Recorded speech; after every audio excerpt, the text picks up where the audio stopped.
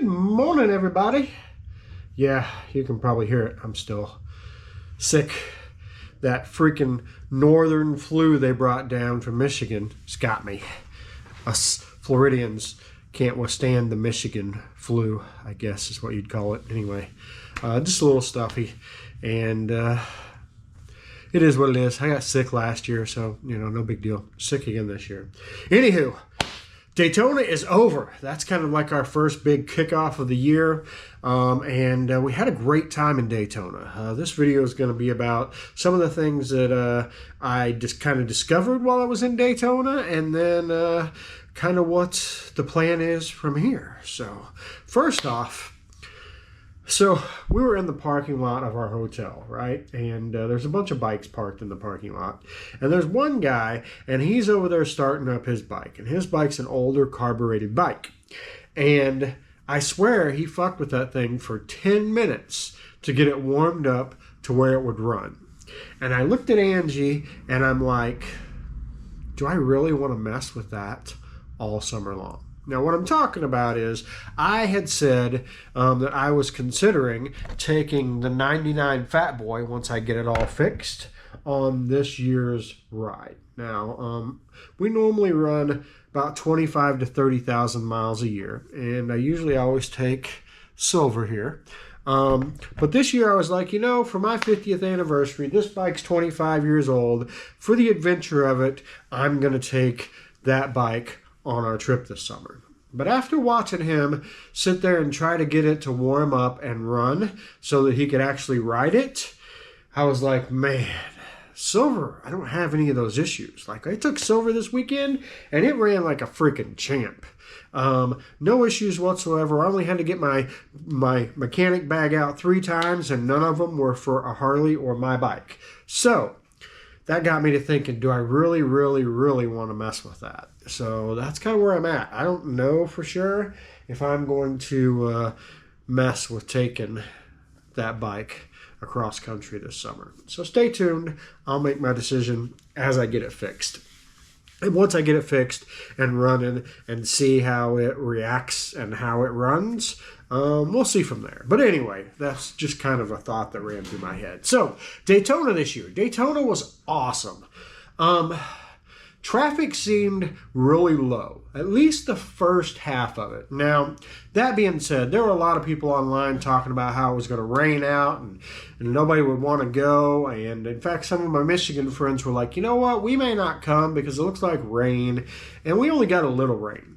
So that wasn't a real good excuse, but I think that definitely affected the first weekend because, in my opinion, the numbers were way down. We rode through Main Street at least twice where we didn't even stop. Like, we just rode straight down Main Street. And if you've ever been at night on Main Street, that's not how it works. It's usually bumper to bumper, or in a motorcycle case, tire to tire, all the way down the street, coming and going, and then all of your sidewalks are filled up on the right and the left. That was not the case. Now, I will say this. It looks like there was a much bigger crowd Friday, Saturday, and Sunday of the second weekend. And I'm only judging that. I did not go down Main Street, but Burning Bike was packed. If you didn't see that video, go look up my Burning Bike video. That place was packed. So that was Friday night. I'm thinking that a lot of people held off to come to that second weekend, which the weather was supposed to be fantastic the second weekend, and it was. So there may have been people holding off for that. But, one of the biggest things that I've definitely noticed this year in Daytona is there's so much to do and so many places to go. Like, 10 days is not enough. We hit all the major attractions, but I didn't spend a whole lot of time at the dealership. I didn't even walk in to Teddy Morris's dealership, which I go every year, and I like to go in and check out the dealership. It's 2 stories. It's an awesome dealership. I didn't even set foot in there. There is a half-off store there that Angie loves to go. We didn't touch it. I did not look at all of the vendors. I went to the Speedway. Same thing. Like, we got to do the Harley-Davidson Dixon tent, and we went to a few of the different tents, but we didn't even come close to going to all of them. We got to Ponce Inlet. We went and ate there a couple times. We ate on the beach. I know that our Michigan friends spent, I think, yesterday on the beach. But that's a whole other thing, right? If you get everything done with Daytona, there's the freaking beach you can go hang out on. So there's so much to do. And then, of course, just either way from Daytona, you can take a nice little ride up or down A1A. Basically, Cape Canaveral is one way, and then the other way is St. Augustine. We rode all the way up to Jacksonville along the water.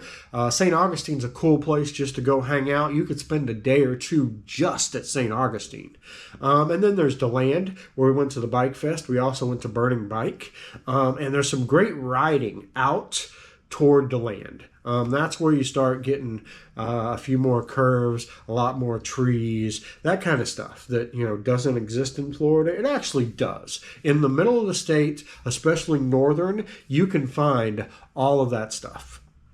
Now, it may not be to the extreme of, South Dakota or North Carolina, but it's still there. So there is some great riding there. But, there are just so many places to go. And then, like the Honda dealership, Power Sports, they have a big display there. We didn't go there. We didn't stop by Indian. I didn't. Now, I know that Ken and Radine went to Indian multiple times trying to get everything fixed and back in order, but I didn't go to Indian at all.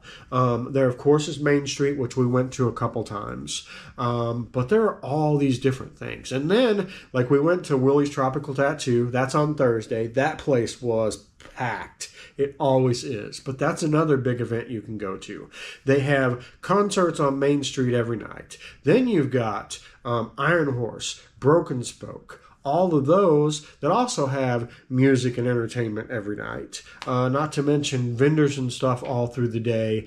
You can literally, like I said, you just can't cover it all. You can spend days and days and days going around and checking everything out, seeing all the sights, and then riding too, because I feel like a lot of people, this is the first big rally, and so many people come from the north that they don't want to just look at vendors. They want to get out and go ride the beach and enjoy the 80-degree weather and so on and so forth. So, that being said, the other big complaint that I hear people saying is Daytona is not what it used to be in the 70s. Guess what? Nothing is like it used to be in the 70s. Like you sitting there watching YouTube and watching me, that wasn't around in the 70s. You sitting there making a comment on how it's not like the 70s anymore, neither was being on a phone on the internet where you could make that comment. Nothing is the same. So if that's what's stopping you, it's never going to go back to being the same. So if you're just wanting to hang on to those memories, don't go. But if you don't, go to Daytona. It's a freaking blast. The best part is all the people. Are there some assholes? Absolutely. They're everywhere. Doesn't matter where you go, what you do, they're absolutely going to be them. Are there some dumbasses? Absolutely. There are people. Other thing that people are always worried about is the cops, right? The cops are there and they're harassing people. And we were on Main Street 2 or 3 times. I think I saw one guy get pulled over. I saw one kid they stopped and let go. He had just done a burnout and popped a wheelie on Main Street with all the traffic. And all they did was basically stop him and tell him to quit fucking around. Guys, they're not there to give you a hard time. But if you're being a dumbass, they are going to give you a hard time. People are like, don't rev your motorcycle up. I didn't see them messing with anybody. And I'll be honest, man, us Harley riders, we have an awful twitch on our right hand where we can't like stop without cracking the throttle on our bikes. I'm a Harley guy, and honestly, it even seems ridiculous to me. But anyway, they're continually cracking their pipes and, revving it up. But you know what? If you're going to crack that throttle and hold it on the rev limiter, they're probably going to get you. Why? Why are you doing that? Is it, look at me, I need attention? Maybe get a louder stereo. That'll get you attention. But anyway, that's, I guess, a few things that I wanted to point out about Daytona, because so many people, I see so many comments when I say, hey, I'm going to Daytona, here's, what the plan is. And I get so many of these comments that the cops are going to bust you and it's going to rain all weekend and it's not like it was in the 70s when it was fun. All that stuff. Guys, it's still fun. It's still a great time. Don't let anybody else discourage you, especially people on the internet. Because one guy's like, yeah, you always get busted. The cops are always there.